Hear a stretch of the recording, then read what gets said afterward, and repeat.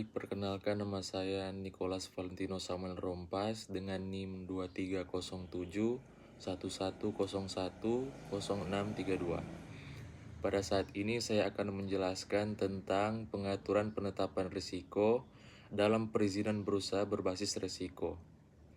Perizinan berusaha berbasis risiko atau PBBR merupakan perwujudan reformasi sistem perizinan usaha setelah diperkenalkannya Omnibus Law melalui Undang-Undang Nomor 11 Tahun 2020 tentang Cipta Kerja. Salah satu prinsip utama sistem ini adalah bahwa bukan semua kegiatan usaha diperlakukan sama, melainkan disesuaikan dengan tingkat risiko yang ditimbulkan.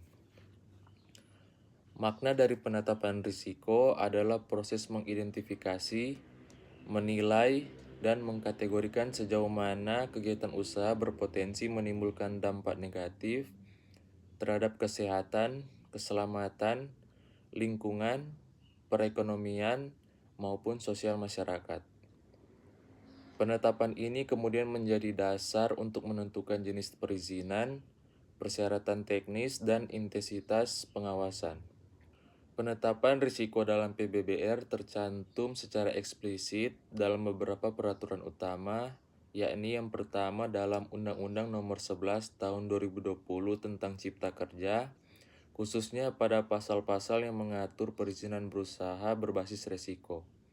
Dan yang kedua terdapat pada Peraturan Pemerintah Nomor 5 Tahun 2021 tentang penyelenggaraan perizinan berusaha berbasis risiko yang menjadi payung operasional utama penyelenggaraan PBBR. Dalam peraturan pemerintah tersebut, perizinan berusaha ditetapkan berdasarkan kombinasi tingkat risiko kegiatan usaha dan peringkat skala usaha. Kombinasi ini membedakan perlakuan perizinan sehingga kegiatan berisiko rendah akan diberi perlakuan lebih sederhana dibanding kegiatan berisiko tinggi. Dalam konteks PBBR, risiko bukan hanya berarti bahaya, tetapi merupakan kombinasi dari besarnya potensi bahaya dan kemungkinan terjadinya bahaya. Selanjutnya, penetapan risiko dilakukan dengan pendekatan sistematis, yaitu yang pertama, pengidentifikasian kegiatan usaha berdasarkan klasifikasi baku lapangan usaha Indonesia atau KBLI dan jenis usaha yang dipilih. Lalu yang kedua, penilaian tingkat bahaya, misalnya apakah kegiatan dapat menimbulkan ancaman terhadap kesehatan, keselamatan, lingkungan, atau standar profesi.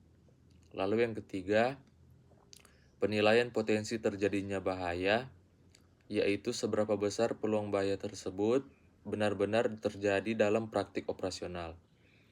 Lalu yang keempat, penetapan tingkat risiko dan peringkat skala usaha.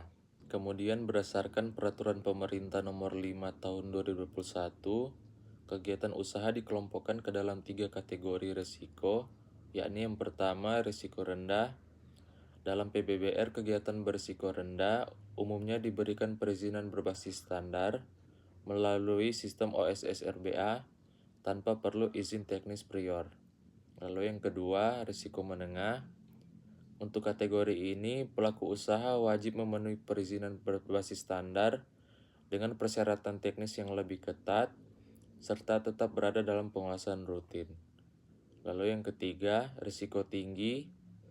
Kegiatan berisiko tinggi biasanya ditetapkan berdasarkan klasifikasi KBLI dan daftar prioritas investasi yang diatur dalam peraturan pelaksana. Selanjutnya, penetapan risiko diintegrasikan ke dalam sistem perizinan berusaha terpadu secara elektronik, sehingga KBLI dan jenis usaha secara otomatis dikategorikan ke tingkat risiko oleh sistem.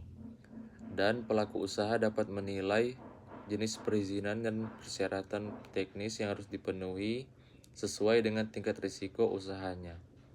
Dengan demikian, penetapan risiko menjadi inti yang menghubungkan klasifikasi usaha, jenis perizinan, persyaratan teknis, dan mekanisme pengawasan dalam satu platform terpadu. Demikian penjelasan dari saya. Sekian dan terima kasih.